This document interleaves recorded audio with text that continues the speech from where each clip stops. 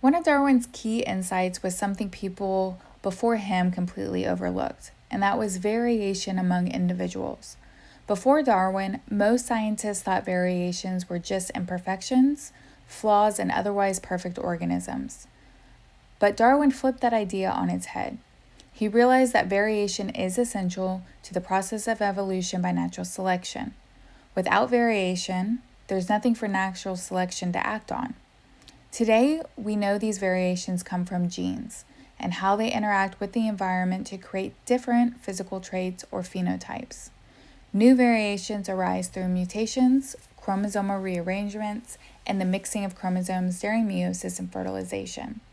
And these random genetic events create the raw materials for evolution. Another major influence on Darwin's thinking came from an economist, Thomas Malthus, who argued that human populations tend to grow faster than the food supply, and this leads to inevitable famine, disease, and death.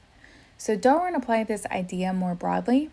All organisms produce more offspring than the environment can support, which means there's constant competition for survival. Not every individual can live long enough to reproduce. So this struggle for existence is a key part of natural selection.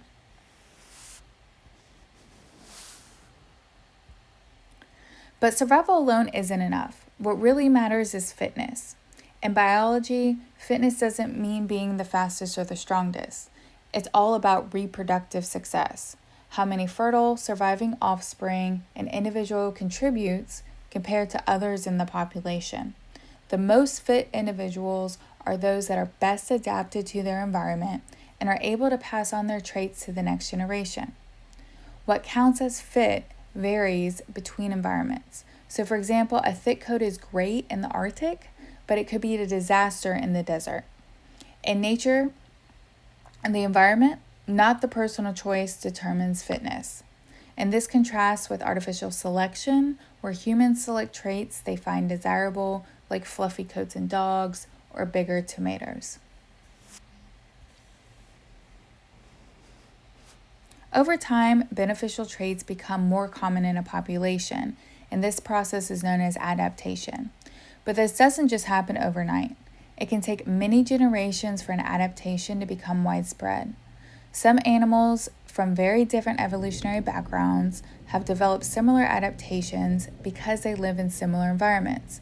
So for example, manatees, penguins, and sea turtles all have flippers for swimming, even though they are not closely related. And this is another case of convergent evolution, where unrelated species independently evolve similar traits due to similar environmental pressures. Natural selection is the only evolutionary process that consistently leads to adaptation to the environment.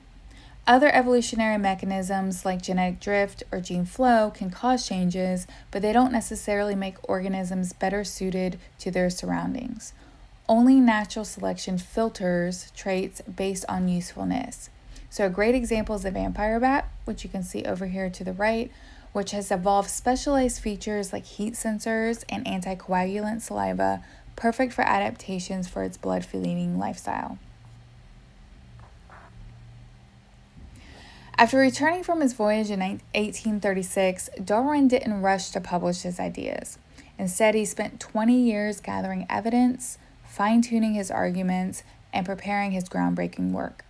It wasn't until he received an essay from Alfred Russel Wallace, another naturalist who had independently come to similar conclusions about evolution and survival of the fittest, that Darwin was pushed to act. So the two scientists presented a joint paper, and Darwin shared an abstract, or what would become On the Origin of Species. And Wallace presented his own essay titled On the Tendency of Varieties to Depart Indefinitely from the Original Type. And this marked the moment the world was formally introduced to the theory of evolution by natural selection and the concept of common descent.